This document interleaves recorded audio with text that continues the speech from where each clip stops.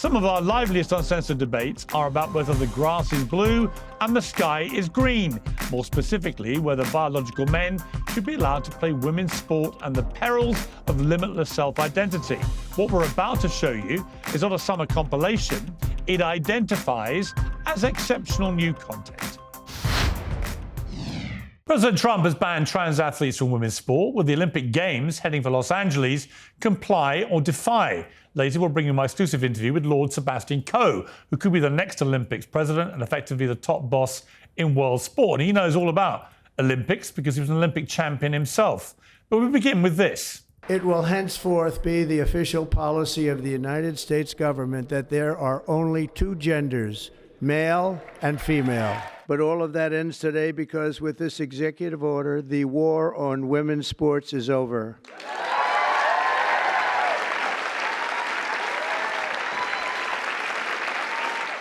Well, the New York Times calls this a shameful campaign against transgender Americans, while NPR warns of extremism with chilling echoes in history.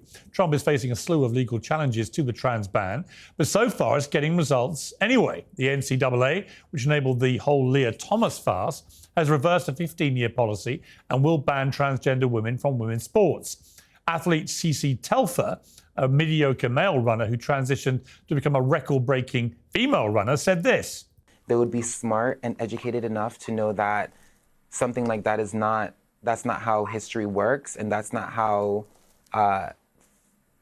the direction of progressiveness works, and you can't take back history.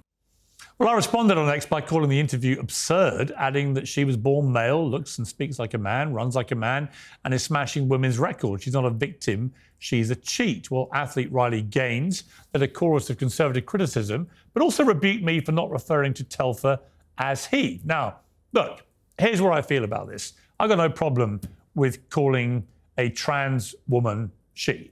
I only have a problem when I believe they are deliberately trying to erode women's rights to fairness, equality, and safety. And I think that's my dividing line. And so really, is it the hill to die on as to whether we call Cece Telfer he or she? I don't think so. But Riley will explain herself when it comes to this.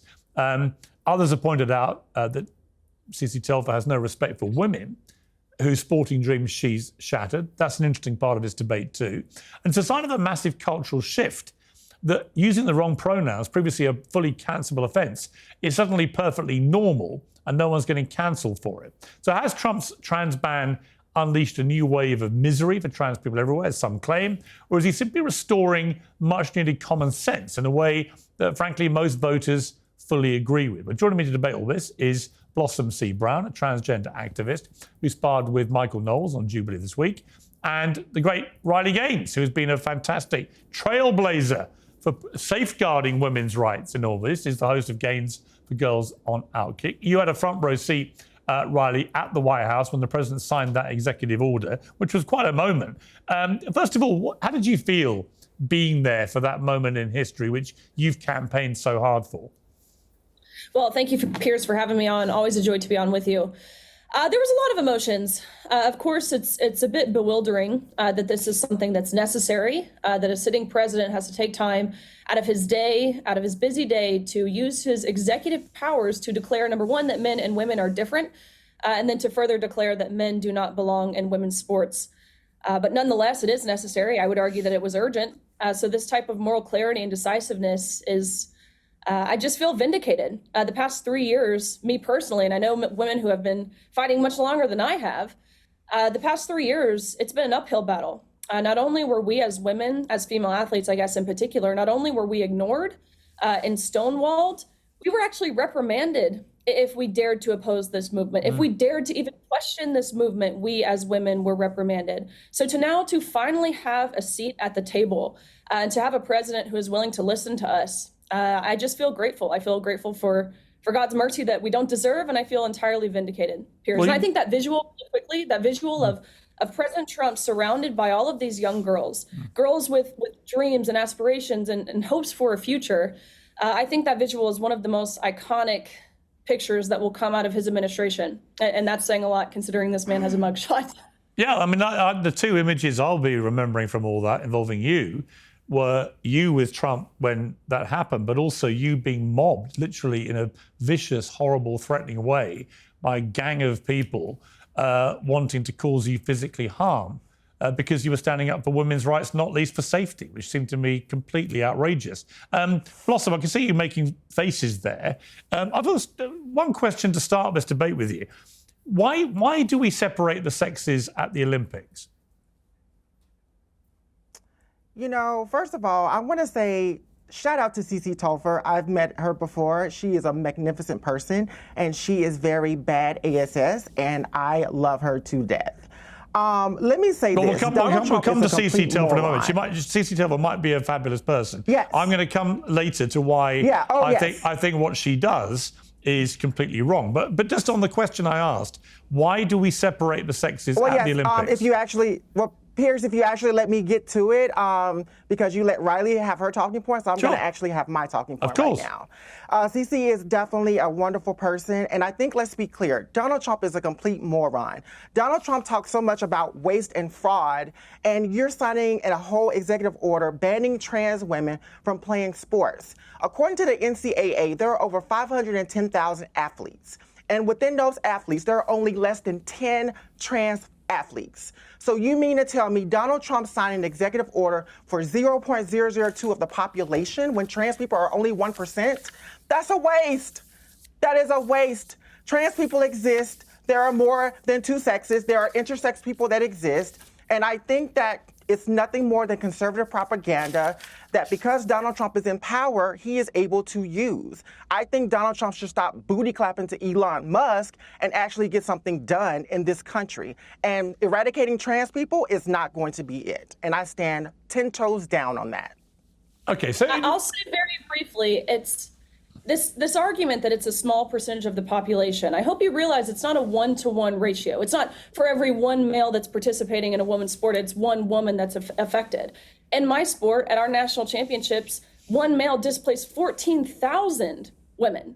And I can speak for myself, I can speak for my teammates, I can speak for 99% of other female competitors on that pool deck. We all felt betrayed. We all felt violated in the locker room. We all felt it was unfair, but not enough people were courageous enough to say it because they were terrified. They were terrified of the name calling that you just pursued. Even, I mean, the first thing you say is Donald Trump is a moron. What 20-year-old girl wants to be called transphobic or any of the slurs that have been thrown my way? I can certainly attest to. Piers mentioned, Riley, I think you're trying to, Riley, I think you're just trying to make it seem like that trans people are a threat to cis women in the restroom, and that's not the case. Trans women and cis women should be coming together. Trans women are not a threat to cis women. Okay, but here's the look, but Blossom, and I think that y'all have ran on that ideology. Yeah, Blossom. Y'all have ran on that ideology Blossom, for a very long time. hang on. And you're going to have to specifically tell me cases. Blossom, can you specifically tell me cases of where trans women have hurt cis women in the restroom? Blossom, I'd like to know that, Blossom, please. we don't use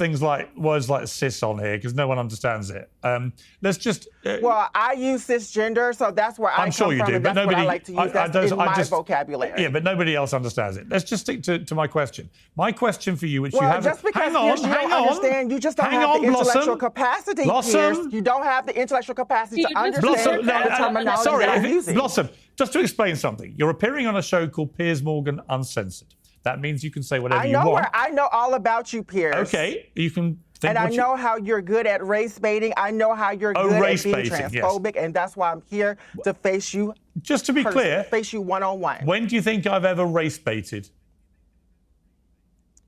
Honey, you remember that whole incident with Sharon Osbourne? Yes. Let's not forget. Oh, you know, I do. I do. But we're not here to talk about Miss Sharon Osbourne. No. What do you think happened there? We're not here to talk about Miss Sharon Osbourne. Yes, we're here to talk about trans people in sports. Hang on, you've raised... You are notorious. Okay, wait a minute. Piers, Let's have a conversation. Let's have a conversation. Let's talk about the Sharon Osbourne thing. Let me tell you what. Since you've raised it, I'm a black trans woman. Blossom, stop talking for a moment. And you have cut me off so many times since I've been here. Okay, but Blossom, yet, Riley, you give can we have a conversation, please? You give the white girl all the time to talk. Can we have a conversation, please? And the black girl is having to speak. Actually, at the moment, the black girl is doing all the talking. So hang on. What in the world was that? Can I just say something, please? That's my opinion. All right. That's my view. Blossom, stop talking. Today's show is brought to you by Oxford Natural, makers of the Optimum Day and Optimum Night all-natural supplements. Thousands of Brits and Americans are already taking them with incredible results. Optimum Day is designed to boost your energy and support weight loss throughout the day. Optimum Night helps you relax and get deep, refreshing sleep. And don't just take their word for it. Here are just a few of their success stories. England football legend Michael Owen lost 40 pounds. Robbie, the face of AFTV, dropped over 100 pounds. Linda, a top law firm executive, lost 50 pounds. And Anita, an immigration lawyer, shed 60 pounds. To watch their full stories and find out more, scan the QR code on your screen or visit oxfordnatural.com/Piers. And here's the best part. Use the code Piers, P-I-E-R-S, and get 70% off your first order. Get 70% off with the promo code Piers. Let me just explain to you why what you've just said is complete and utter nonsense. I'm very glad you raised the Sharon Osbourne thing, as you put it, just to remind people and you and educate you about what happened. I was removed from my job hosting a morning show in Britain called Good Morning Britain because I disbelieved Meghan Markle's claims of racism against the royal family, okay? I never said a racist... Why? I hang never on. understand why. She's a Let me black woman. finish. I never said a racist thing about anybody, least of all Meghan Markle. I've never invoked her skin colour. In fact, on the day she got married to Prince Harry, I wrote a front page story in a national newspaper in this country in which I extolled the glorious moment we finally had a biracial wedding in our otherwise all-white royal family. You might be bored, but I'm going to address your allegation. Okay, that Piers, hang on, you're I doing haven't all this finished. I haven't talking, finished. but I'm here to talk about trans women in Blossom. sports, Let me okay? finish. Let me just educate Okay. you. Well, I didn't get to finish. Let me just Piers. educate you with some You don't facts. get to disrespect a You've black called me a trans woman. race Do not baiter. interrupt a black You've trans called me a woman when race. she's speaking, Please okay? stop talking. You've called me a race baiter. Allegedly. Hang on. Alleged race Hang on. baiter. And you. Right. So let me finish. So what happened then was Sharon Osbourne, who was on a show called The Talk on CBS, now sadly no longer there because they got rid of Sharon. And guess what? Nobody wanted to watch it. And Cheryl Underwood, a black woman on that panel, set up Sharon Osbourne in the most despicable manner imaginable. And she said to Sharon Osbourne, why did you support Piers Morgan when he said those racist things? Of course you would and think Sharon a black Osbourne, woman hang is on, doing things you despicably. can respond when I finish telling you what happened. You can respond when I tell you what happened. I just want you to know you Blossom, are a disgusting you can respond. white cis man. You can respond when I finished telling you what happened. And you can challenge me on facts. Go ahead. What you can't challenge me is something you've seen on TikTok. So let me finish. So Sharon Osbourne was told, TikTok. why did... Nobody said that on TikTok. Someone's, it was all over the news here in America. Piers. Cheryl What are you Underwood. talking about? Cheryl Underwood said to Sharon Osbourne, We're here to talk about trans okay, if you're going to keep talking, I'll mute sports. you. I will mute you, but don't let me mute you. Let me just finish. Then you can respond. Cheryl Underwood said, why did you support Piers Morgan when he said those racist things? Sharon said, what racist things? And as a result of that, by getting annoyed that she was being set up to try and supposedly defend her friend me in saying racist things I'd never said, Sharon got fired from The Talk. And she was left suicidal in the year that followed. That her whole career was sent down the drain because, ironically, the race baiter was actually the black woman on that panel, Cheryl Underwood, not Sharon Osbourne and not me. So I'm very glad you raised the issue of race baiting. But let's be clear, as you're doing now, the race baiting came from Cheryl Underwood to Sharon Osbourne, and it's now coming from you. So now you can respond. Cannot be racist, Piers. Now you can Black respond. Women cannot be racist to white women. Are you kidding me? Sorry? That makes no sense. Sorry? Black women cannot be racist to white women. Do you not understand that? Oh, yes, they can. You don't have the intellectual Oh, yes, they capacity can. to understand that. Oh, yes, but they that's can. Very much and you've been impossible. racist to me. That's very much You've impossible. been racist to me, a white man, by saying I'm a race baiter. Yeah. How am I racist to you? I'm black. I can't be racist to you. You called me a race Are you baiter kidding with me? no You're evidence. Racist to me. When have I You been can a be race racist- baiter? You can be racist to me. When have I been a race baiter? But I'm a powerhouse. Tell me when I've been a race I'm a baiter. powerhouse.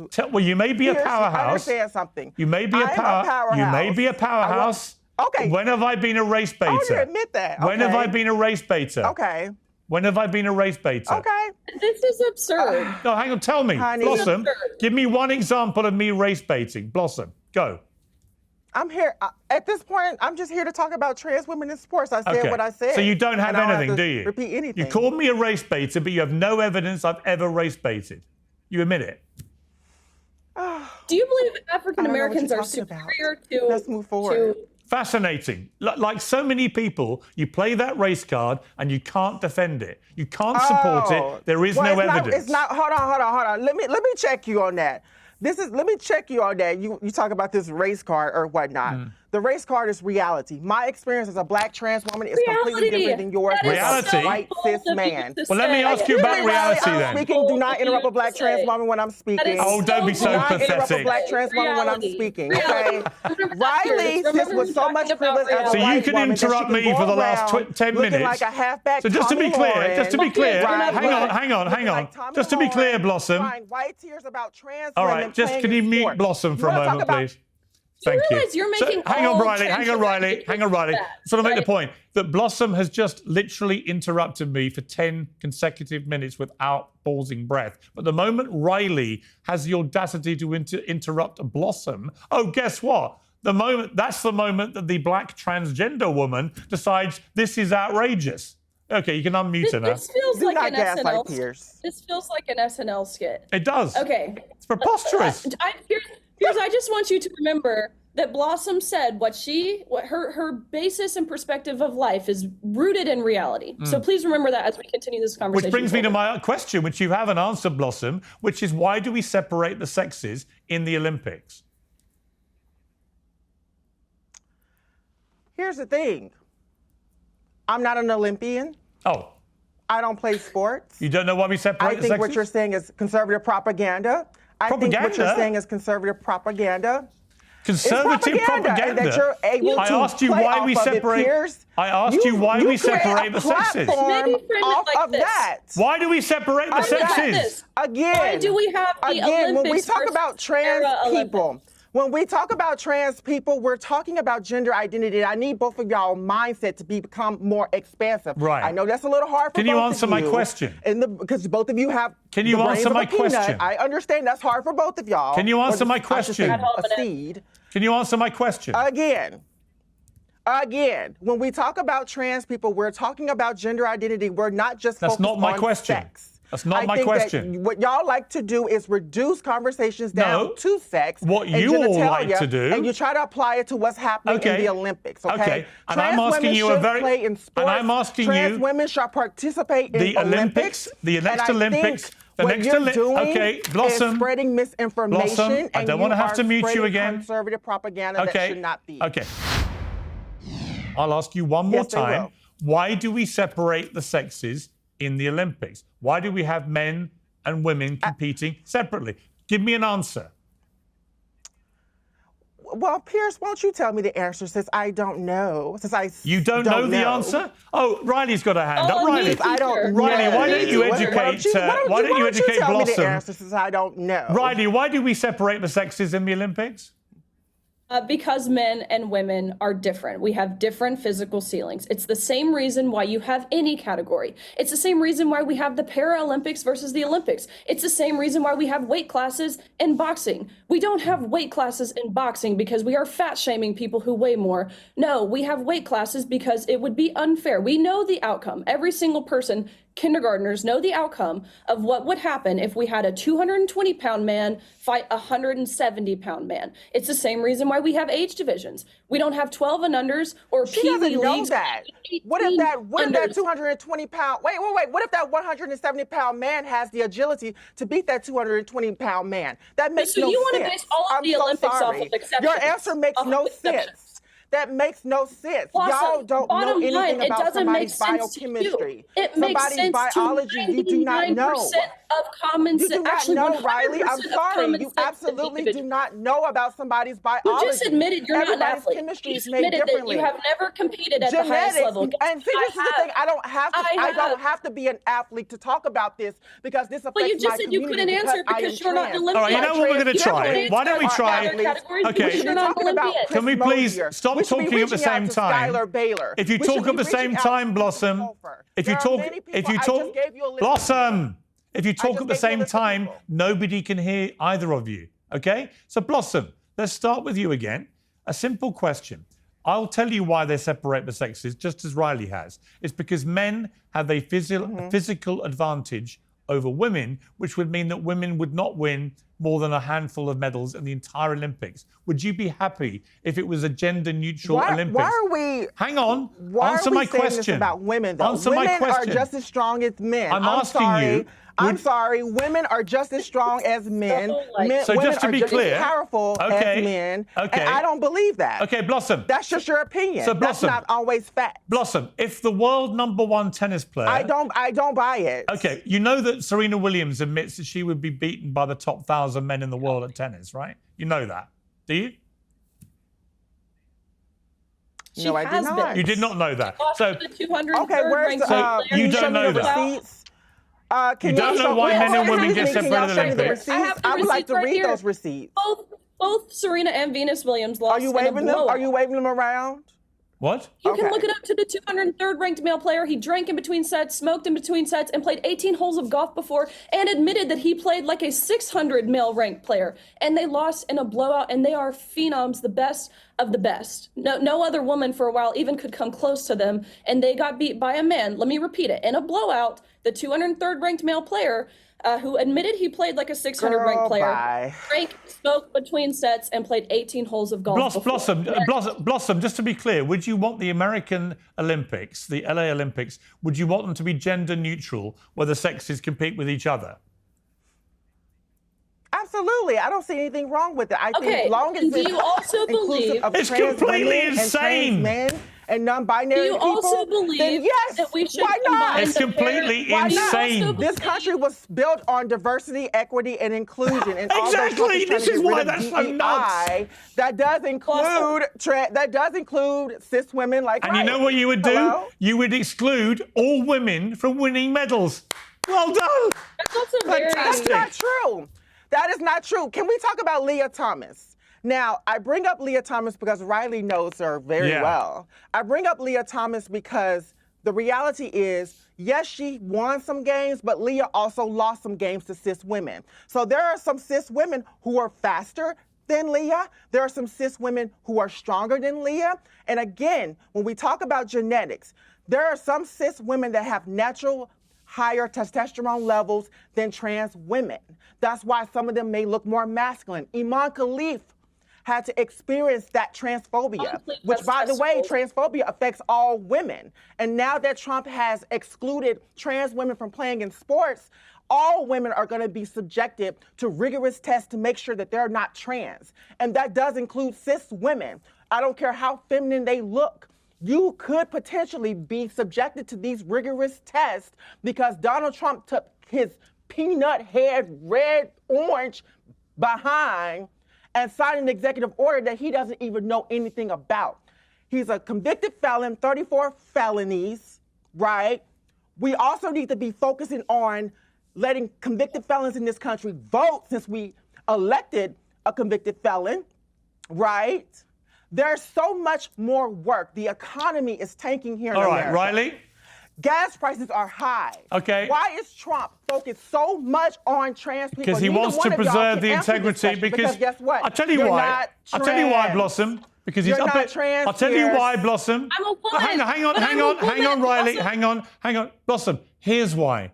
Because he's up against complete lunatics like you who think it would be right to have a gender-neutral Olympics. A gender-neutral Olympics is the most insane thing I've ever heard from any trans activist in history. Lunacy. Exactly why Donald Trump Well, you haven't found that until you met me. I'm not your average trans woman, in case you didn't notice that. I'm not your average trans woman. Riley. People like Blossom are exactly why Donald Trump won on November 5th. People, I believe, oh, girl, please. Girl, please. Donald Trump rigged the election, which is why he's sitting in office now. Can we mute? And he's sitting up there booty clapping. Yeah, mute Blossom, please, because she can't stop talking. Riley, you respond. People turned out, I believe, in masses to the polls on November 5th to embrace Donald Trump, to embrace the America First agenda, to embrace his cabinet picks. But more so, I believe people turned out to the polls to reject absurdity. And that is exactly what the past 30 minutes have been on this program, Piers, is totally, entirely, and thoroughly absurd from top to bottom, saying there should be a gender-neutral Olympics. I know. Are you serious? Madness. Do you also believe, Blossom, that we should combine the Paralympics and the Olympics? I would love to hear an answer to that. Okay, I'll ask her. Bring back Blossom. Blossom, should we combine the Paralympics with the regular Olympics? Have them all compete with each other? I mean, why not? And to go back to Riley's point to that last point. You are completely insane. Let's go back to that last point. Yeah. No, So because no she Paralympian actually would win a said medal. something that I wanted to respond to. So no Paralympian will win a medal. So your diversity, equity, and inclusion turns out to be unequal and doesn't include any Paralympian or any woman. People went to the polls because they want prices to come down. People went to the polls. They went to the polls to vote because they had every right to. Yeah, and they voted for Donald Trump. And you know why? You know why they voted for Trump?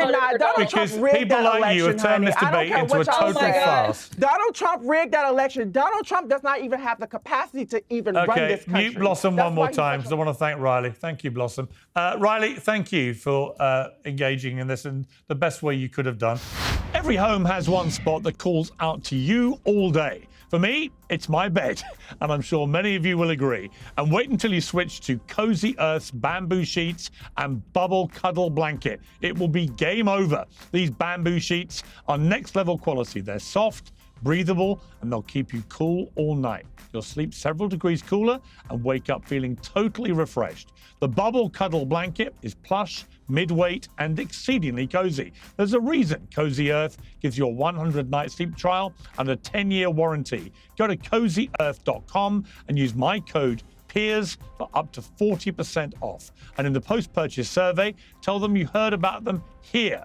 Bed shouldn't just be a place to sleep. It should be your happy place. So go to CozyEarth.com and use the code Piers, P-I-E-R-S, for up to 40% off.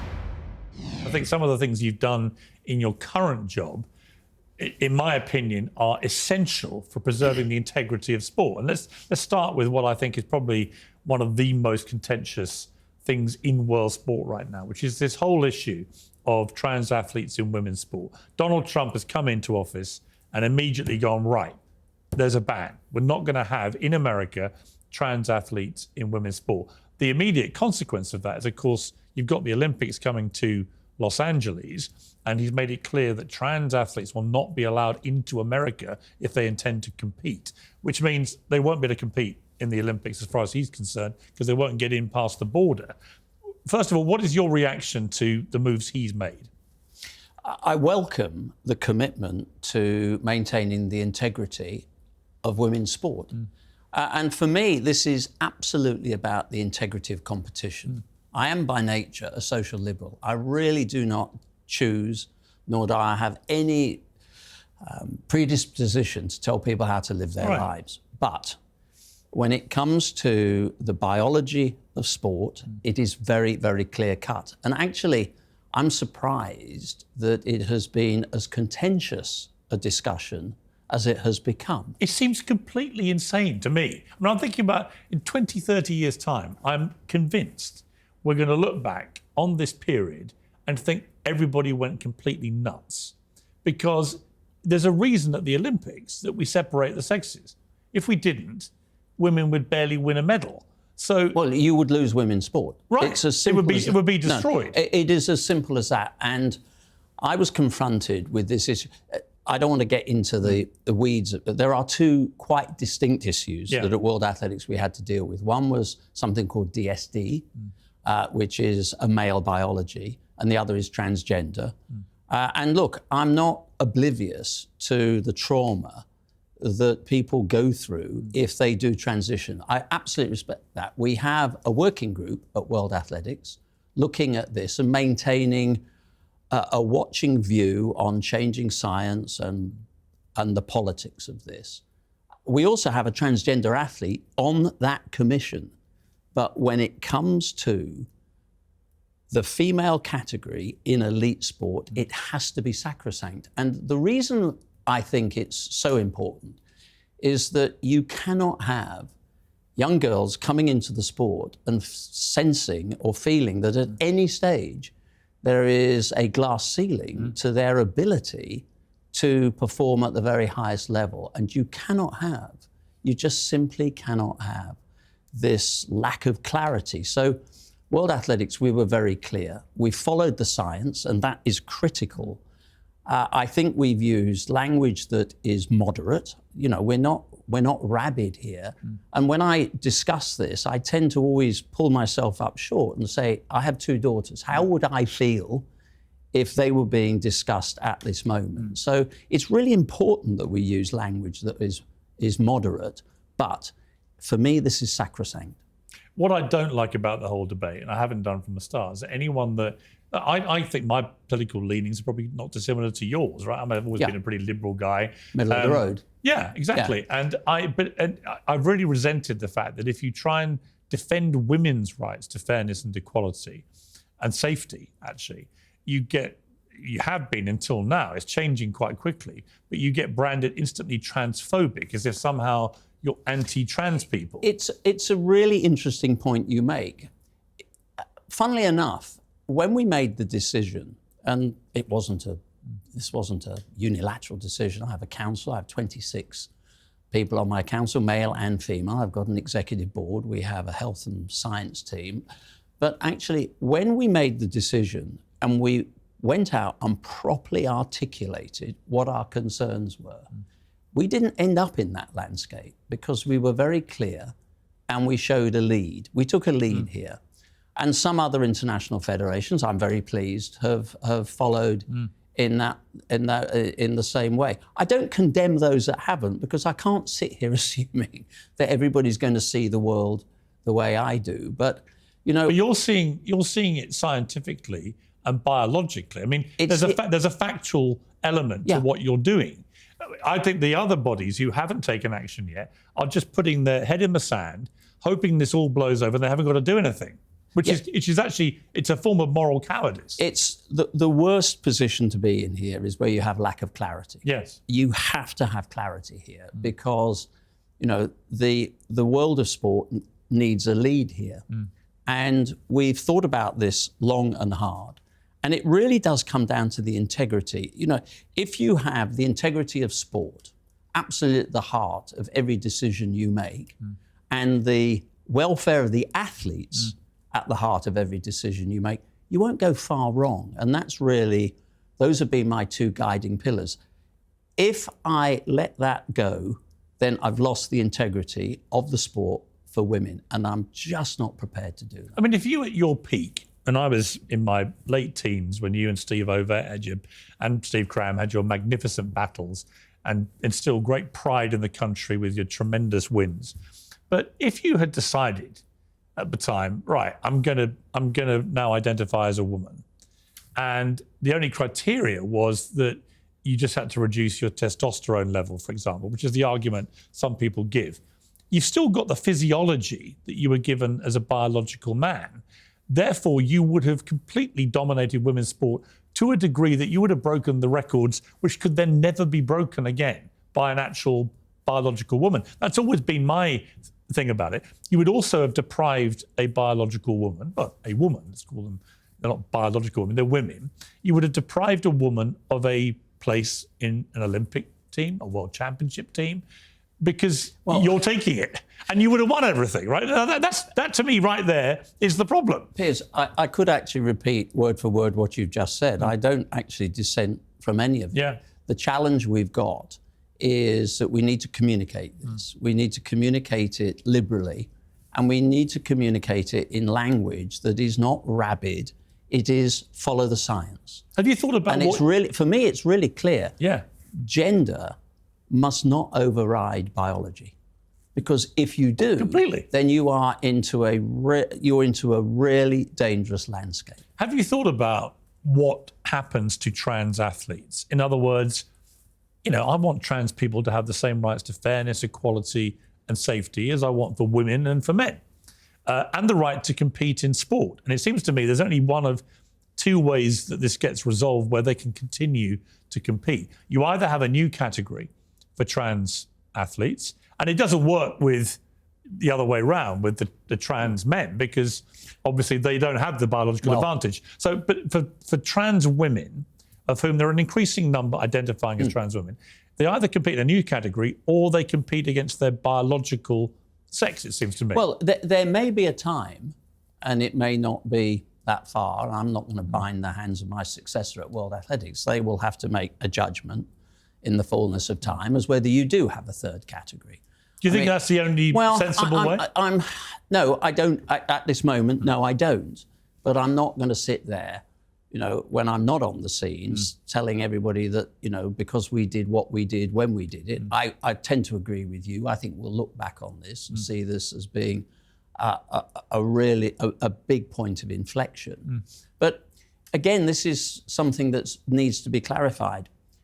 The position we've taken in World Athletics is that in elite level women's competition, we should not have transgender competitors for all the reasons you pointed out. I talked about, you know, the ambition and the aspiration of young girls to come into your sport. Yeah. You absolutely need that. Yeah. But there's another issue, and you raised it, and that is the residual physiological, biomechanical, anatomical advantage that you maintain.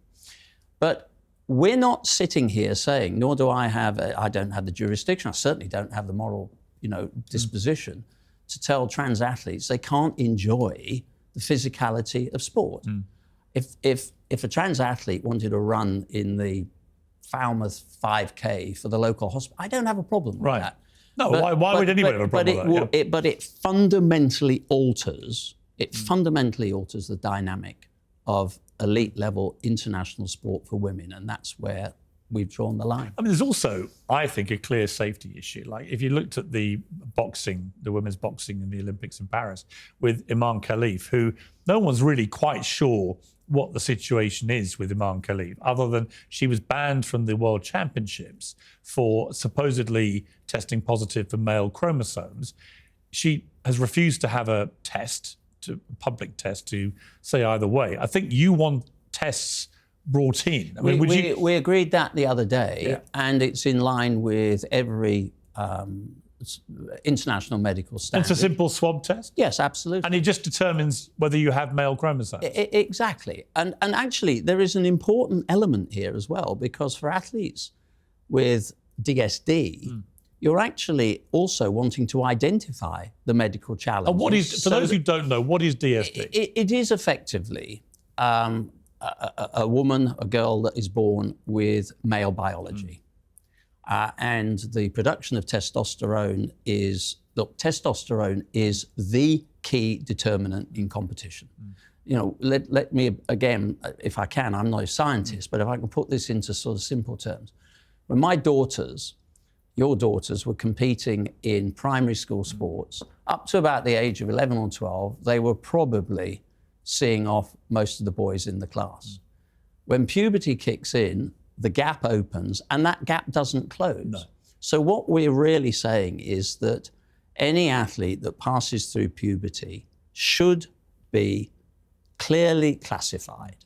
And again, the issue around the boxing, and it was just the lack of clarity. Well, also, it was actually the problem. Well, I thought it was worse, actually, because you had someone who'd been banned from the World Championships over serious question marks about her alleged chromosomes, and you had a female fighter quitting after 40 seconds and saying afterwards, "I've never been hit that hard."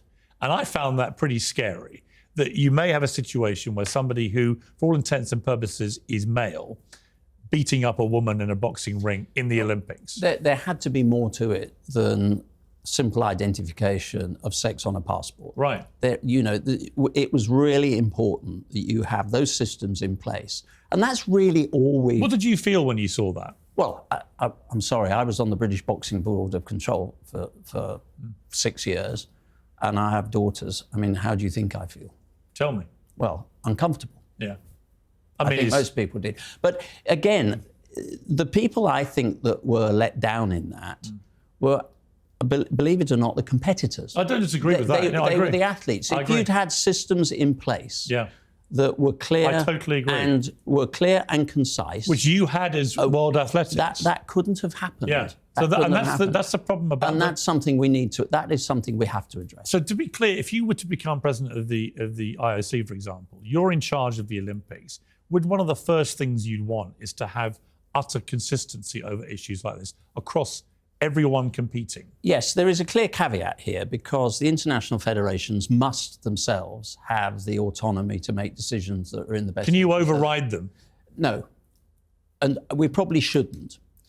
The decision we took in World Athletics was because we felt it was in the best interest of the sport. I'm not sitting here, I'm not the kind of leader that sits there and goes, one size fits all. But what I do think is it is incumbent upon the International Olympic Committee to at least set the tone and the thought leadership around this. And international federations, I think, would take a lead. The problem is that you just have, there's no clear-cut clarity around this. And until you get that, I'm afraid you will have more examples of what we've just talked about. I was watching CNN yesterday, and they had a sprinter called CC Telfer, who was biologically male, competed as a male for a long time, and then switched and said, I'm now a woman. And I made the point I didn't mean to be transphobic at all. I just said, look, this is somebody who presents like a man, talks like a man, sprints like a man, is a tall, powerful athlete sprinter, and is now smashing women's records. And I said, I'm sorry, but to me, it's cheating. It's as much cheating as doping, because you are deliberately seeking an unfair advantage over your competitors. Would you go as far as that? I'm not sure I would use... I absolutely understand where you're coming from on this. I'm not sure I would use that language. What I would say is that you've got to have systems in place that prevent that from happening. And that's it. You've got to go absolutely back to basics here. Have your systems, and everybody understands what that is. I mean, look, you know, there are a set of records in one US state that have been set by two boys that turned up in a state championship and just suddenly said to the organising committee, I think CC Telfer was one of them. We're assigned as women. Well, you know, you've got to have clear-cut policies here, because you're leaving even a local organising committee in a real quandary. If you have those decisions that are made at the top and they're filtered down and they're communicated properly, then you're going to obviate a lot of the pain for athletes in this as well, because this is not an easy situation for an athlete to be in. I don't sit here thinking that anybody that chooses to become, to transition, to go through that transgender process is somebody that is going through anything other than a trauma. But I think we should listen to people like Caitlyn Jenner, who, when you were young, you would remember as Bruce Jenner winning, Olympic decathlon gold medal, wrapping himself at the time in a big American flag, but he's become a real voice of sanity in all this debate. I know Caitlyn very well, and of course, we were not quite contemporaries, but won games before me. And I had this conversation not that long ago in the US, and I mean to introduce a slightly comedic element. She is absolutely clear that this has to be, agreed with me, that you have to have clear-cut policies, and then laughed and said, I play golf. Do you think I whacked that off the women's tee? So there is a residual strength. But she was invited to go off the women's tees originally when she first, and she said no. No. And she tees off the men's tees. And that's why, interestingly, the compromise in the end it could be there's a new category, or it could be they simply compete against their biological sex, as Caitlin does by going off the men's tees when she plays golf. I think there is a different scale of challenge here as well, because with all due respects, in athletics, you have somebody in that situation in an 800 metres or whatever it happens to be, they're probably going to win by half a straight. That's embarrassment and frustration. We're not a contact sport unless it goes horribly wrong and the judges have to get involved. So there is a much bigger challenge in contact sports. And that's where the safeguarding element of this and the physical safeguarding is really critical. I'm not asking you to give a general view about President Trump, but on this issue, given he'll be president when the Olympics goes to LA, is he right on this? He's right on the principle that, as we've just talked about, I'm not going to get into the local conditions that he's setting about, visas and all that. That is very much a US issue. If I become president of World Athletics, I'm not naive and coy. That's in my in tray. But that's something there's no certainty of outcome here. It's an election. It's, as you know well, it's not an exact science. But that is something that clearly would be a challenge. But insofar as he has set out to protect the female category, then that, the logic of what I've said has to support that nostrum. What about Russia? Because they're currently banned by the IOC. Athletes from Russia and Belarus are only allowed to compete in Paris as neutral athletes. 32 of them competed. But I think you, as World Athletics President, you went one step further, and no track and field athletes from either country were allowed to compete, even as neutral. Is that? Yeah, but there's a bit more of a history to that, if you don't mind me saying. I became president in 2015. We're talking about in-trays. I had to deal with an in-tray that contained Russia that had, in the space of less than 2 years, 149 positive tests in athletics. It wasn't something I could sit on my hands and say, one more news cycle, we'll sort this out. And there were other things that were going on at the same time. So in 2015, we suspended the Russian Federation. We set up a task force. It was independently chaired by one of the most eminent, doping experts, anti-doping experts, a Norwegian. And bit by bit, and slowly by bit, over 7 years, we actually got Russia into, and we have got them into, a decent position where the Athletic Integrity Unit, which is what I set up with my own reforms, has now got control of the testing. We've got 2 or 3 independent people. They've got a new federation. And actually, had the Russia-Ukraine situation not raised its head, they would have been ready to come back. And I would have been actually quite pleased with that, because we'd been through the process. Clearly, what works out, what happens now is a little above my pay grade and is being, discussed as we speak in Saudi. Yeah. So we actually introduced the concept of neutral athletes. And when I did it, everybody said, it'll never work. And within a year, everybody was actually using it. But when we got to the situation, and again, it's about integrity here. This wasn't about passports or politics. I actually studied Russian history, interestingly. That's not why we did it. The same guiding principles around what we've just discussed in transgender, for me, pertained in the Russia situation, and that is that we suddenly had lost a country who had a proud tradition in track and field from being able to compete properly. The male athletes were out on the front line, some of them losing their lives. Female athletes were wondering where their husbands, boyfriends, and coaches were. So it was just a very unequal situation. But look, situations alter. We have a working group that will look and monitor this and will regularly report back to the council as what situation must pertain. There's a lot going on with the global economy. It's entirely reasonable to wonder what the effect will be on your savings and investments. Consider diversifying with gold through Birch Gold Group. For decades, gold has been viewed as a safe haven in times of uncertainty, stagnation, and high inflation. Birch Gold makes it extremely easy for you to diversify some of your savings into gold. If you have an IRA or an old 401k, you can convert that into a tax-sheltered IRA in physical gold. Or you can buy gold to keep in your safe.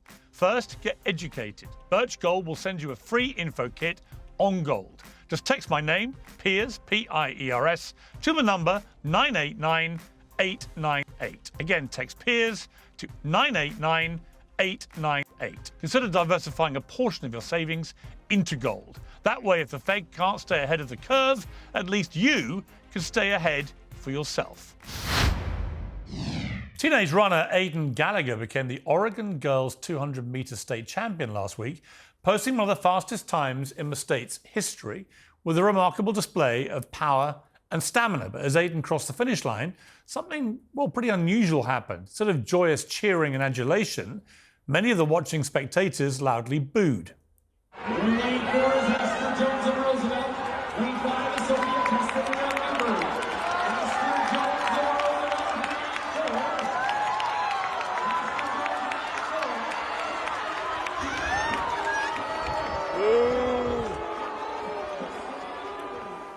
Well, the same thing happened when Gallagher received a gold medal on the podium, but the runner-up was loudly cheered when she received her silver. And there's an explanation for all this. Gallagher is a transgender athlete who was born a biological male and therefore has a vastly superior physiology to show for it. And as viral video clips from the race show, Gallagher towered over many of the competing girls, displaying greater height, power and speed that frankly made a mockery of any pretense to fairness or equality. The reaction of the crowd is a small moment in the grand scheme of things, but it might prove to be extremely significant. A couple of years ago, it would have been very different. This would have been hailed as he led his progressive symbolic victory for inclusivity and tolerance. But now mainstream opinion is finally waking up to what is honestly insane. World Athletics has banned trans athletes who've been through male puberty from competing against women. But the state-level bureaucrats are miles behind. The Oregon authorities said they define a woman based on their consistently asserted gender identity. But honestly, that's just disingenuous bullshit. Yes, trans people deserve the same rights and respect as everybody else. They should have fairness and equality. They should have the same human rights as me. But you can't consistently assert the massive physical differences that come from being born male or female and compete in sport. Those rights cannot come at the expense of women's rights to fairness and equality in their own sport. Now, for years, anyone prepared to speak up about this, like me, was instantly shamed and vilified as a transphobe. But the reaction of the crowd in Oregon, which is actually skews more liberal than conservative, shows the silent majority might finally be fighting back and letting their feelings be heard loud and clear. Well, joining me to debate this and more are comedian and podcaster James Barr, Uncensored contributor Esther Krakow, Outkick host Tommy Lahren, and the host of the Bituation Room podcast, Francesca Fiorentini. So welcome to all of you. Tommy, let me start with you. I watched a video of this as a father of a 12-year-old girl who loves a bit of sport, and honestly, my heart just sank. But when I heard the booing, I was thrilled, not because the athlete was being booed. I felt awful for the trans athlete.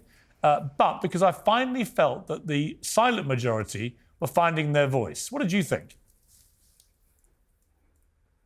Yeah, I also think that it's big that this happened in a place like Oregon. Oregon is not conservative, maybe certain parts, but certainly the majority of Oregon is certainly more on the left side. So I think the fact that the crowd is saying, hey, this is unacceptable, that's a big moment. But we just have to stop denying this, Piers. I mean, the silent majority, and I would agree that the majority, actually, the more vocal majority now, is saying that this is absolutely ludicrous. And listen, I think we need to stop talking about biological men competing against biological women in women's sports. This is a trans person, a trans woman competing against actual women. Stop dismissing women by calling us biological women. We are just women. So I want to put that out there first. Yeah, I agree. Why are we constantly, and when I say we, why is popular culture constantly asserting that trans people, their feelings, their emotions, their inclusion is more important than the majority of women who just want to have fairness, want to compete,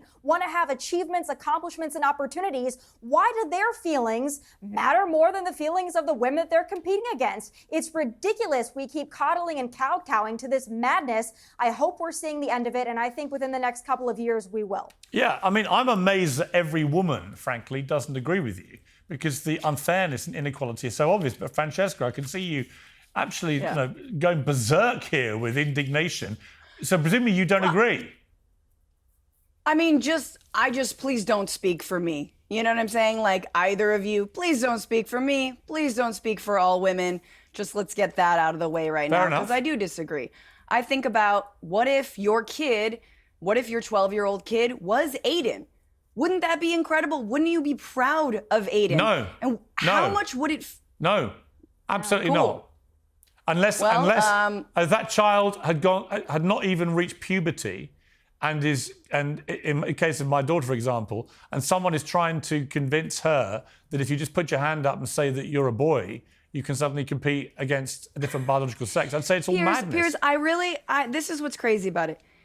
Do you think that that's what's driving trans women to compete as athletes, is that they're like, if I transition to become a woman, I can win a gold medal in a high school track and meet competition. Well, no, hang on, Francesca. I don't care. That is so absurd to me. It's the same thing. Hang on, let me speak. I don't care. The reality is they're doing it, right? And the point is that, to me, the answer is obvious. They're not doing it to win a medal. They're doing it because that is their identity. But they're winning medals at the expense of actual women who can't compete with them physically. Okay. It's why we separate the sexes. You know what? Like, I actually Googled this. Hang on. I'll come to you too.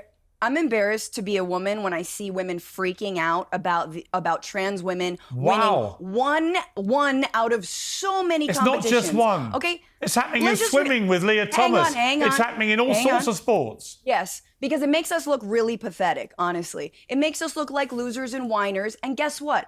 I'm not a loser or a whiner. You know what I actually want to talk about when it comes to women's sports? Why is Caitlin Clark being paid 80 times less than her counterpart entering the NBA? Well, that's quite straightforward too. Because nobody watches Women don't want to talk about that. Hold on. Can I ask you a question? Women don't ever hold talk on, Francesca. about that. Let me ask you a question. If I hit you over the head with a bat and I said the plan wasn't to kill you, it's because you had a fly in your head, would you still not go to the police for assault? Does my intention matter? Because that's exactly what you just said. I'm just trying to Rube Goldberg. That's exactly what you're saying. That's exactly what you're saying.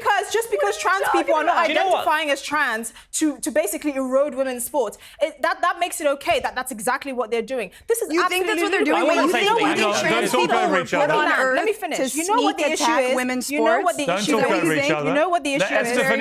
You know what the issue is? They are useful idiots like you that are validating ascientific nonsense. There's no such thing as gender identity. Being trans-identifying is a mental illness, a reality that exists only in your head, should not be validated, and specifically not at the expense of people that are just going about their business trying to win sporting tournaments or trying to use There's useful idiots like you that are leading to the death of trans people. Because guaranteed, all right, let Francesca respond. You can basically go to an island where all women think like you, and you can compete with all the biological men you want, but do not impose your backward views on the rest of us and have the audacity to call us regressive. Okay, Francesca, you respond. I'll come to James. My response is this. Look, I care more about human life and people actually. I care about the right to privacy. I care about people surviving and living in this world. Yes, I do. You don't seem to care about the right to privacy of biological women not wanting to share their spaces with biological men. What about them? What about the number of trans youth who commit suicide every single year? What about biological women not wanting to share a bathroom with a biological man? Talk about that. Don't do what about. Answer that question. What about them? Do they not matter? Look, lady, you can go into every bathroom and pick a fight with every person who you think is in the wrong bathroom. That's your prerogative. If a man goes into a bathroom with my daughter, a teenager, what should I do? A teenager being booed. Guys, let's not bully, okay? I believe it was Melania Trump who said, be best. And we know what bullying leads to. Stephen Miller, you know what bullying, it is. Okay, but Francesca, I'm going to come to James, but because to me, there's conflating two issues. You can absolutely support trans rights to fairness and equality, as I do and consistently have. But you can also see that there is obviously a massive problem now increasing now in women's sport. And there's a reason, and we've had this conversation, James, but you gave a preposterous answer last time. There's a reason we separate sexes in the Olympics. in the World Championships, because otherwise women would never win anything. Look, I think... So that's why we do it. It's not because women aren't great athletes. Women would never win They're great athletes anything. when competing against people physically born like them. Listen, I have so much to say. I want to explode. Firstly, Esther, you're the only thing making anyone angry or incensed right now. So you're causing me a mental health issue. So really, if there's a mental illness, it's actually you. I would like to take a pill you can all be mentally unwell together from my life.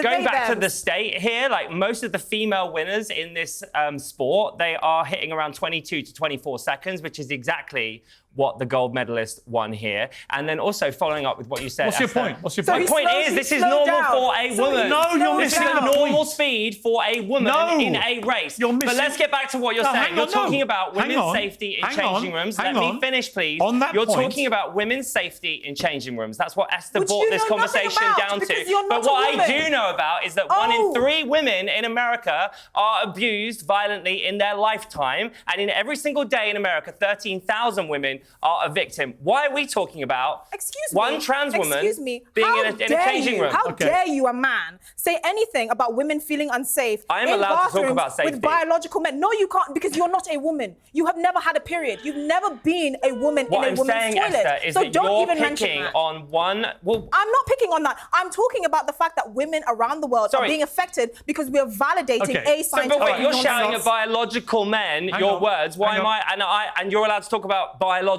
men, so why am I not allowed to talk about women? Hang on. We are conflating various issues here. So let's get back to the actual issue we want to debate, which is the issue of this young sophomore, Aidan Gallagher. I come back to Tommy here. You know, I know this debate always inspires everyone to get very angry, and there's lots of allegations of transphobia and so on. I really think they're missing the central point. There is a reason we separate sexes in sport. And the reason, like I said, when the Olympics are in Paris later this summer, if you allowed women and men to compete in a generalised way, then women would win almost no medals. Literally, other than 1 or 2 events, possibly equestrian, possibly archery, there are very few things which, anything that involves power or stamina or speed or snow. Piers, can I ask you a question really quickly? Yes. Because have you ever undergone any kind of like hormone replacement therapy? Oh, you mean chopped off his penis? Because that's I haven't. Hang on. I'm not talking to you, Esther. Hang on. Okay. I'm talking to Piers. Yeah. Because actually, the body does undergo an incredible amount of toil. What it doesn't do, Francesca, I've heard this argument. Hang on. It doesn't change your body mass. No, it doesn't. It No, does. it doesn't. Absolutely can change your body mass. No, it doesn't. Absolutely. The It amount doesn't. of You hormones remain as that muscular. You know how I know drains- this? Talk to someone like Caitlyn Jenner, who was, as a man, was the decathlon gold medal winner for the United States of America, and was then, when she took up golf, having transitioned, was told she could tee off from the women's tees. Right, the women's tees are 50 yards further ahead than the men's. And she said she was winning every tournament. Asking Caitlyn Jenner for any advice or practical information is like asking you, Piers, for how to get a six-pack. Like, what are we doing? Actually, I've got quite an impressive growing six-pack, as my Instagram feed will tell you. The point is that your body undergoes a lot of changes. Let me come to it's actually incredibly difficult to compete. I want to point this out. Tommy. Piers, I want to point this out because your guests here, I mean, talk about the snake eating its own tail.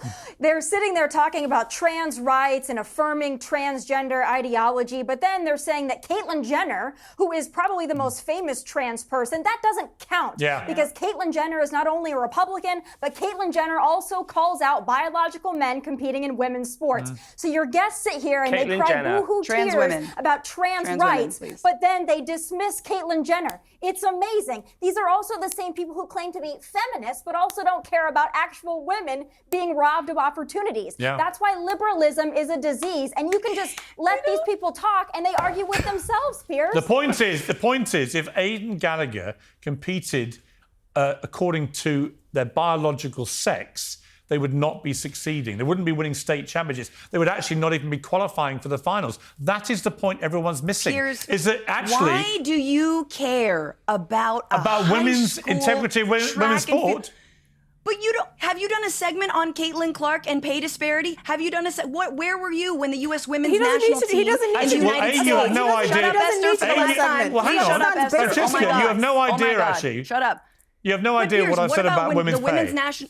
what about when the women's national team wins in the United States, right? They've won like 4 times at this point. And what happens? Oh, Megan Rapinoe, who is both a lesbian and also like one time knelt during the national anthem. She is not a real patriot. They freak out. Donald Trump tweets about her. No, you're missing Megan Rapinoe. Can I just Megan Rapinoe is a very, very good football player, but also incredibly irritating. And I noticed that when she retired, it was only then she said that she wanted trans women to be playing in the American women's national team. In other words, when it wasn't possible for that person to take her position. Because here's a scenario for you. Lionel Messi puts his hand up and says, actually, I'm feeling like a woman today.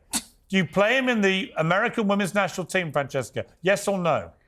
Lionel Messi had to undergo an incredible... Yes or no? He had to undergo an incredible amount of treatment when he was young. He had a bunch of like. Would you allow him to put his hand up, say he's a woman, and play in the American women's national team? He had a growth spurt. I'm a big Messi fan, so. But let me just explain this. Answer my question. Would you allow him, if he said, I'm a woman, to play in the American women's national team? You're using the wrong pronoun Yes, right now. Hell yeah, are you kidding me? Wow. Messi on the U.S. women's national team? Hell yeah. Would you allow Usain Bolt to do that and be in the sprinting team? Yes, because that would mean they're a trans woman. They identify as women. I get it. So just to be clear, you'd let Lionel Messi play in the women's national football team and destroy women's football forever. You'd let Usain Bolt... it'd be very difficult to get a ticket, which would suck. I want to do a little checklist here. You'd let Usain Bolt compete as a sprinter in the American women's Olympic team? Yes. Okay. You would let Floyd Mayweather compete as a boxer in the women's American boxing team? Yeah, you are a you have to be like the heavyweight lunatic. I completely agree with Francesca, and I'd go further. They would have to transition. You always say that you want to be a penguin. I would let you live at London Zoo in a cage like the rest of the penguins. You know what? I'd be a very popular exhibit. You would. And you'd be locked up. Here's the problem. It is so delusional. The idea you would let Usain Bolt say, I'm a woman, and compete against women on a racetrack when no man can compete with him, right? It's utterly ridiculous. Well, I'm just convinced that they don't actually believe this, but to the logical conclusion of their ludicrous arguments facilitates the need to actually say these things. Also, this is a testament to the poor quality of public education in both the US and the UK, that you both don't understand the basic economics of how sports entertainment works. Yeah. If there are not enough bums on seats, you don't get paid enough. That's literally it. That's so it. sitting there outraged about the fact that some female players don't make as much as some male athletes, guess what? Go and buy the tickets to their games and start boosting up their viewing figures, and then maybe... Caitlin Clark got more views. Look at the revenue for the Women's World Cup and compare it to the Men's World Cup. They are light years away. Can I say one thing? Caitlin Clark was the most watched women's college player ever. The ratings were through the roof. She's getting sponsorships. Compare it to the average male college viewership. Okay, we're going to move on. She had more views than them. We are moving on to a different issue. I want to talk about Harrison Butker first. Tommy, I want to come to you on this. Let's just play a clip. This is a guy who's a Kansas City Chiefs star. He made a commencement speech at Benedictine College in which he told women they should aspire to be homemakers. Take a look. I think it is you, the women, who have had the most diabolical lies told to you. How many of you are sitting here now, about to cross this stage, and are thinking about all the promotions and titles you are going to get in your career? Some of you may go on to lead successful careers in the world, but I would venture to guess that the majority of you are most excited about your marriage and the children you will bring into this world. Not the deadly sin sort of pride that has an entire month dedicated to it, but the true God-centered pride. Be unapologetic in your masculinity, fighting against the cultural emasculation of men. Now, Tommy, this created a huge furore, of course. The Kansas City, well, the NFL, I think, threw him under a bus immediately, said they were outraged, it wasn't their opinions and so on. But there's been a lot of surprising voices of support. Bill Maher, for example, a liberal, came out and basically supported his right to say this. It's obviously religiously motivated, what he said. What did you make of what he came out with? Listen, I don't agree with everything that he said, but I also think a lot of people are taking it out of context. He's a Catholic speaking to other Catholics, so you have to put that in context. He's not speaking to people at a pride parade. He's speaking to Catholics who hold traditional Catholic views. And there's nothing wrong with him expressing his opinions. We can disagree with them, but I would also like to point out that when he's giving this commencement speech as a Catholic to Catholics, he's not like some of the other athletes who want to kneel at an actual football game or who want to force fellow athletes to wear rainbows when they're going to compete at their sport. He's giving a commencement speech to Catholics. So the left really needs to decide, do they want athletes to take a stand or not? Because we are told that Colin Kaepernick and others, LeBron James, Megan Rapinoe, they should be hailed for their political speech. But then Harrison Butker, who gives a speech, a commencement speech to fellow Catholics, all of a sudden that's a bridge too far. Okay, please James, your I think, James, honestly, your response. I mean, he talked about Catholic pride. Really? No, pride in God. I think it's actually the most shocking part of that was the fact that he mentioned Taylor Swift and called her his teammate's girlfriend. That is so offensive. Why? That She is. so She offensive. is. He said that, well, she has a name. She's one of the most successful women on the planet. He was obviously and joking. He was talking about how Why have women you got no should sense be of humour, only you focusing, lefties, honestly? only focusing on having kids. The woke brigade can never laugh. When you all get together, do you ever tell jokes? Do you know what? You're Maybe supposed to be a comedian. Piers Morgan, maybe Arsenal should take his advice and just sit at home and get married and not play football, because clearly they do a very Actually, good many job. Arsenal But players are actually, actually married. fundamentally, why is he, I mean, as Tommy said, why is he not allowed to have those views? There are many women who sit at home, by the way, who are doing a much harder job than anyone sitting here. Because right? he has a responsibility. Sitting at home, bringing up children is a hard job. Very. So massively why do we difficult denigrate job. it by saying I'm that's not- all you're going to do? Why I'm not can't you say denigrating that? it, but how dare you tell anyone what they should be doing? It's not an opinion if you're telling people what they should be He's doing. allowed to give them women that advice. were in the room that they'd wasted 4 years. You tell people what to do all the time. Hold I on, don't tell people what James, to do. would But you- Tommy's point is right. He's allowed an opinion. But what you're missing is that this opinion is being broadcast to millions of people. Hold on, James, would you have had a problem if he said go out there and be boss babes, girls, and be CEOs and all of that? No. You only have a problem because you disagreed with his stance. Exactly. And I think one of the It's an interesting things offensive he said stance. is that many women would look forward to their promotions and all of that, but they'd look forward to being mothers more. Because actually, many women don't have great carears. Most women don't get to be CEOs. They don't get to be business owners. They usually become administrators, So is that a work reason in to offices. give up? No, but the point is, we've glamorized this whole idea of women in the workforce, as in go be boss babe and do, own I've never Facebook once and all said of that. boss And the babe. vast Babe. majority, the overwhelming majority of women are overworked, underpaid, doing unglamorous jobs, and somehow that's seen as something to be glorified as being a boss babe. But you when know what? actually, What it's it not also really comes that back great. to. There's also this whole idea of what activism is allowed and not, and how should people be forced to do it. For instance, there's a football player who plays for Monaco in France, and he's from Mali in Africa. He's called Mohamed Kamara, and he and the whole team were told to wear LGBTQ and the rest of it pride badges before a game, and he refused. Right? And the French sports minister has now said he will be facing the strongest sanctions against him and his club for refusing to wear an LGBT pride badge. Now, James, again, I simply say this. Why the hell should he have to? If his conviction is from a country, by the way, which is a place where they do not believe that homosexuality is anything but a sin, I don't agree with that. You don't agree with that, obviously. But that's where he comes from. His religious conviction tells him that. He's not being homophobic. He's not saying homophobic things. He just doesn't want to wear an LGBT pride badge while he's playing football. Why the hell should he? What, LGBT and the rest of it, did you say? Yeah, Do you want to know what the rest of the letters are? They're LGBT. Even you don't know. I do actually. Go on, They're then. LGBTQFU. Now, back to what he was saying. Wow. Let's have a conversation about it. Yeah, you actually can't remember the rest of the digits, I can you? I You can. can't. Nobody can. Let's have a conversation about it. He also covered up a sign that said no homophobia in French. Right. So, But why should he have to listen, wear on them? one hand, I'm like, cool, if you don't want to wear the rainbow flag, that's a bit awkward. But if you don't want to wear a flag that says no homophobia... Why should he have to? So what, are you pro-homophobia? No. That doesn't mean... No, There's it a does. se- If you don't want to support doesn't no, want to wear it. No homophobia just means no bullying. It means Right. human rights. And if you don't want to say that, then what the hell are you I've doing got to be on a honest, team? I wouldn't wear an LGBT pride badge. Do you support on homophobia? air. No. Right. But this is Piers. It is a private. It is a football team, right? That's their prerogative. This is not a nation he doesn't have to state, wear it. implementing this.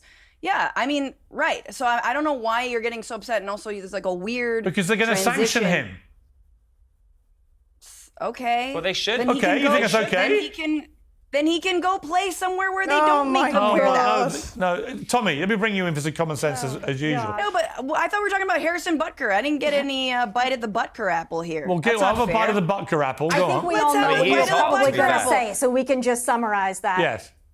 Girl, don't you have a Beyonce album to get pissed off about? This because it's she's in a cowboy outfit. Okay. Ooh, she got an American flag on. She thinks she's a country singer. I'm sure you've got a few videos to do about that. But whatever. Yeah, that's why. Please don't interrupt me when I'm rather obsessed with my work, so I appreciate it. Piers, I'd like to get back to the point at hand. Yes. So wait, I'm sorry, again, were you women talking, supporting girl? women, be quiet while I talk. No, you okay. talk Very feminist to of me. you, Francesca. Francesca, can you let another woman speak, please? Yeah. No. So much for being a feminist. I'm not going to because you talked about Harrison, and now I'm going to talk about Harrison. Harrison Butker's mom is a physicist who works in an oncology department. So? All this is a bunch of mommy issues that he laid out at a bunch of female graduates who are trying to celebrate this incredible achievement, and he tells them that they have been told a diabolical lie. I mean, that is absolutely disrespectful and degrading. You want to talk about women's rights? They've just achieved this. The other thing is the rest of his speech was about, what happened to the Catholics and all the good Catholicism and where have we gone awry and why don't we respect priests anymore? Gee, I wonder why we don't respect priests anymore. Can anyone think of what's happened to the priesthood in the last 20, 30, 40, 50 years? Anyone? No? Yeah, that's I can. What I thought. Yeah, there have been a lot of priests have been exposed as paedophiles, and it's completely outrageous. Exactly. I say that as a Catholic who's as appalled by it as you are. I'm joined now by the Daily Wire's Matt Walsh from Nashville. How's the weather, Matt? I hear it's a little chilly down there. So we got about 3 inches of snow, and it shut the whole city down. That's the way we do it here in the South. So it's been an adventure for sure. Well, it's good to see you. Look, so much to talk about, as always, in your wheelhouse. But I want to talk about this extraordinary story about the Federal Aviation Administration actively recruiting workers who suffer severe intellectual disabilities, psychiatric problems, and other mental and physical conditions under a diversity and inclusion hiring initiative spelled out on the agency's website. On the face of it, this seems plain ridiculous. Your thoughts? Yeah, on the face of it, it seems plain ridiculous. I think when you look deeper, it still seems plain ridiculous. Now, obviously, no one is claiming that at this point they're going to hire, someone who's blind or paralyzed to actually fly, a Delta aircraft 30,000 feet in the air. So we're not. Maybe we'll get to that point. We're not at that point yet. But the point is that they have decided. This goes back to, I believe, it was 2013, an Obama-era initiative by the FAA. That they wanted to diversify the airline industry, and they have a lot of several different groups that they wanted to increase their participation in the airline industry, and those with disabilities is one of those groups. Now, what you'll hear from people on the other side of this, the people that are fans of these kinds of diversification efforts, is that they're doing this, but they're not lowering the standards at all in order to do it. That's the claim anyway. And it's true that whether it's the FAA or any other institution that is putting DEI into practice and trying to diversify, none of them will come out and say, of course, none of them are going to say that we're lowering the standards, but that obviously is what ends up happening. Because if you had the standards set a certain place and then you ended up with like a certain number of, let's say, white pilots, and then you say, well, we don't want that many white pilots, so we want to get more of other types of people in there. Well, what do you have to do with the standards? You end up lowering them, and that's exactly what happens. I mean, I saw that the new coach in the NFL has replaced Bill Belichick of the Patriots, and he's immediately come out and played the race card, and basically saying if you don't see colour, you don't understand racism and so on.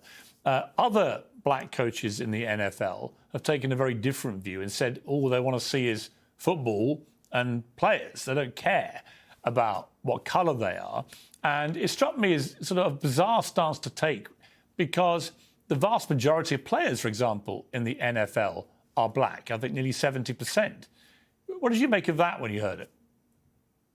Well, I think if you are, if we're getting to the point where we can find anti-black racism in the NFL, well, then just the concept means nothing anymore. As you point out, I think it's like 70 to 80% of players in the NFL are black. The NFL, if you take all the different positions on the field and on the sidelines, it is, black people are vastly overrepresented when you compare them to the 13% of the overall population. So if we're looking for racism even there, then it's just the entire concept is totally meaningless. And in particular, this idea that black head coaches are being targeted for racism. Of course, I'm not the first person to point this out, but okay, if a lack of black NFL head coaches is a result of racism, then how do you explain a lack of, say, white defensive backs on the field? Right. There's basically none at this point. And are they being targeted for racism? So it just doesn't make any sense. Yeah, I mean, 60% of Americans, I think, in the most recent poll I saw, are white, and yet they're not represented by 60% white players in the NFL or the NBA or most American sports. But nobody complains about that. No one says, well, hang on, that's racist. No one would think that way, the other way around. And I admire these black coaches in the NFL who've stood up and went, no, of course it's ridiculous, it's irrelevant. All we care is how good the player is, or how good the coach is, or how good the executives are. Yeah, and by the way, the reason why people don't complain the other way is that, of course, we know that diversify, diversity and inclusion, all these phrases, this is coded language, and what it really means is we have to make these things less white. But nobody wants to come out and say that. That's one of the reasons why you'll often hear them refer to not only diverse groups, but they'll talk about diverse people. We need a more diverse person in this role. Well, how could a person individually be diverse? Doesn't make any sense. Well, then you understand that what they're really saying is we want a non-white person. They just don't want to come out and say that. And I think another important point that you brought up is that, if we are obsessed with representation, if it is very important that every group be exactly represented in every industry that we look at, and I don't agree that that is important. I think that's an unworkable, untenable, unsustainable goal that makes no sense and it's totally arbitrary. But this is what representation would mean. Representation would mean that you have whatever your percentage is in the overall population, that's what you have in this industry. But then you find out that that's not good enough for the representation police, which is interesting. Right. Yeah, exactly. Let's take a short break, Matt. I want to come back and talk about the Daily Wire's brilliant new comedy movie, Lady Ballers, which the title may give people a clue about what issue this is about. But of course, it relates to this ongoing furore around trans athletes in women's sport. We'll talk about that after the break and show a clip.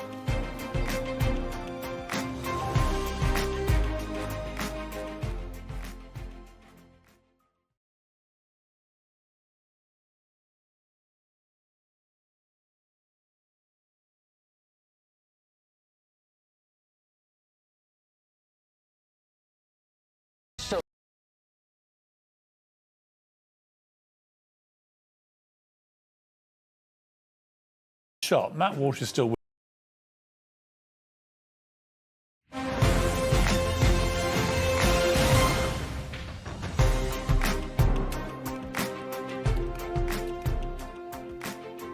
Welcome back to Uncensored from New York. It was a lot colder than it looked in that live shot. Matt Walsh is still with me. Matt, Lady Ballers is the brilliant new movie from you guys at Daily Wire. Let's take a look at a little clip.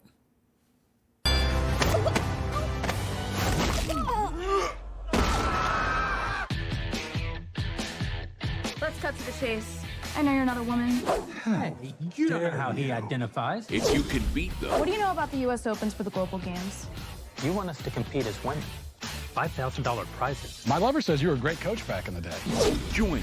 This is the way the world is now. My 8-year-old daughter told me all about it. So a guy can become a girl with no physical changes at all. Oh, that's called gender fluid. I mean, it's a brilliant idea. First of all, why did you make it? Well, I can't take credit for making the movie or writing it or anything like that. I play a relatively small role in the film, and I think my entire role is really just it's really just me being trolled by the director of the film, who's also the CEO of the company, Jeremy Boring, where he decided to write a role for me where I am the exact opposite of who I am in real life, just to make me as uncomfortable as possible. So I'm playing this this kind of left-wing hippie character who's also a big hugger. I'm big into hugging people in the movie. But I think the reason why the movie exists is pretty simple. It's, number one, it's a really funny idea, and it's also it's the kind of movie that needs to exist. Like this whole concept of men competing against women in women's sports is absurd. It's ridiculous. It's laughable, and if this kind of thing was happening 25 years ago, there would probably be a comedy like this made about it. But these days, yes. Well, they don't really make comedies anymore at all, but they certainly aren't going to make a comedy making fun of this. So we did. And the truth is that it really takes the whole argument on the pro-trans athlete side to its logical conclusion. I've always, when I've interviewed politicians who don't want to speak common sense about this, I say, well, okay, so if you have limitless self-identity and anyone can say, I'm now female, what happens if Usain Bolt or Floyd Mayweather decide they want to be a woman? Would you be happier than competing against biological females in women's sport? And they always have to say yes. And it's always completely preposterous. Floyd Mayweather would kill women in a ring, and Usain Bolt would win the 100 metres women's Olympic final by about 99 metres. I mean, it's an absurdity, which this film brilliantly lampoons, but is actually true. It is true, which is why you don't have to work that hard to make fun of it. You don't even have to exaggerate that much. This is one of the things that actually, maybe it makes satire difficult these days, is that the reality itself is so ridiculous that it's usually in satire, you're taking something, you're taking the logic to an extreme extent to show how ridiculous it is. But in this case, all you're doing is this is what's actually happening in real life. And I think that what you said there is key, though. You said that they have to. You were talking to someone who supports men and women's sports. They have to. They have to go along with it. They have to agree to whatever absurd scenario you throw at them. And they really do. They have to. But I don't think they actually believe it. I think that the number of people who really deep down believe that it's fair and right for biological males to compete against females in sports, I mean, the number of people is vanishingly small. But on the left, they've basically boxed themselves into a corner, and so they have to defend this, and we should make them defend it. Whilst simultaneously trying to pretend that they are pro-women's rights. I mean, that's the absurdity, because, of course, it's women's rights to fairness and equality that are being dismantled at this altar of virtue signalling nonsense. And there are also the people that have claimed in the past to care so much about maintaining women's sports. I mean, that's what Title IX was supposed to be about. People often accuse me on the left. They'll say, well, you don't even care about women's sports that much. You're just pretending. I never said that. I don't wake up in the morning worrying about women's sports. I don't watch women's sports. So in that sense, I don't care about it in that sense. But I do care about just what's right. I care about what's logical, what makes sense. I care about the kids that are involved in these sports and protecting them. So but if you do pretend that this is something that's very important to you, then the question is why aren't you there? Taking up right. This. I mean, I care because I have a 12-year-old daughter who's quite sporty, and I don't want her to, if she was to suddenly be very successful at some sport, in women's sport, I don't want to have her have a dream killed or a place in a team, or, even you see it at Olympic level. You see women being deprived of an Olympic place, a coveted, glorious Olympic place by a biological male. That's just not right. It's not fair, it's not right, it's not equal, it's none of those things. And I also would not want my daughter, I wouldn't want her athletic opportunities taken from her if she decided to get into sports. I don't want her to be in a position where she has to go along with something that is a total farce. Like that, it's wrong to put anybody, especially kids, no matter what the context is, to put them in a position where they have to, where they feel pressured to go along with something like that. And especially when the pressure is coming from adults. I mean, it's one thing when you deal with peer pressure as a kid from other kids, but in this case, it's the adults that are using their authority and their power to usher you along in this direction. I think it's just utterly totally ridiculous. Now, I want to put two pictures up on the screen for our audience. These are both Calvin Klein underwear commercials. One stars a female model, and the other one stars the Bears actor Jeremy Allen White. And what is comical about this is that they both reveal a lot of flesh. In fact, the man reveals more flesh than the woman. The female one has been censored by the Advertising Standards Authority because it's overtly sexual, but the other one is apparently absolutely fine. I've seen this hypocrisy and double standard on these kind of things for decades, Matt. Right? It's absurd, isn't it? It is totally absurd. For that one, it's hard for me to even understand. I mean, usually when you have an absurdity like this, you can understand what logic they're going for, even if it doesn't really make sense ultimately. But in that case, I'm not even sure exactly what would their argument be. Well, apparently the argument was that the ad involving FKA twigged the model's physical features rather than the clothing presented as a stereotypical sexual object. He has less clothes on than she does. Yeah, it doesn't make any sense. But when you're talking about things like decency and modesty, and that's an important conversation to have. But I think in our culture we don't have a very coherent notion of what that even is or how to apply it, and that's how you end up with confused situations. Ridiculous. Like Piers Morgan Uncensored is proudly independent. The only boss around here is me. If you enjoy our show, we ask for only one simple thing. Hit subscribe on YouTube and follow Piers Morgan Uncensored on Spotify and Apple Podcasts. And in return, we will continue our mission to inform, irritate and entertain. And we'll do it all for free. Independent, uncensored media has never been more critical, and we couldn't do it without you.